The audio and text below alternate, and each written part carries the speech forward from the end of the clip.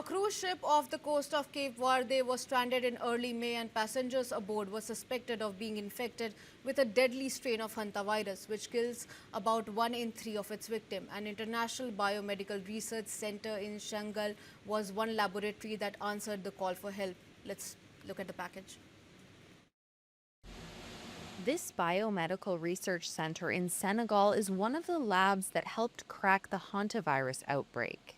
In early May, a cruise ship became stranded off Cape Verde with passengers suspected of infection with a deadly strain of the virus. The ship had stopped at several remote islands, and the World Health Organization needed answers.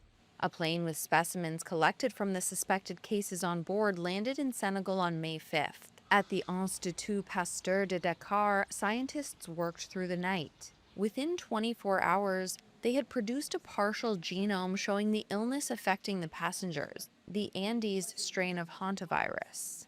That matched findings from labs in South Africa and Switzerland. The WHO announced the findings at a press conference. The role of the West African lab has not previously been described in detail and shows how global research networks can help contain outbreaks. Dr. Moussa Moazdan is a virologist and head of the sequencing platform at Institut Pasteur. It's crucial to have in different parts of the world the capacity and the capabilities to detect those different pathogens, different threats, to identify the etiologies. I know that the boat was close to South Africa, and NICD did the confirmation.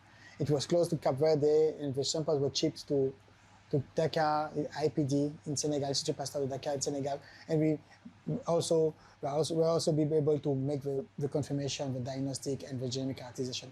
This is really impactful because it shortens the turnaround time. It's really important for the clinical case management, but also for the contact tracing. This is really, really key.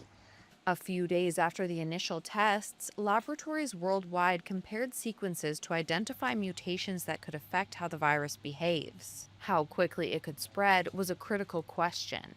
Fortunately, no significant mutations were found compared to a 2018 outbreak in Argentina. Now we are continuing to work together with different labs involved to better understand, have a better resolution of what's happened. Because the most important thing now is to know what is the windows of exposition in Latin America, because we're all in Latin America at the moment. I mean, we need to know what is the real source of infection.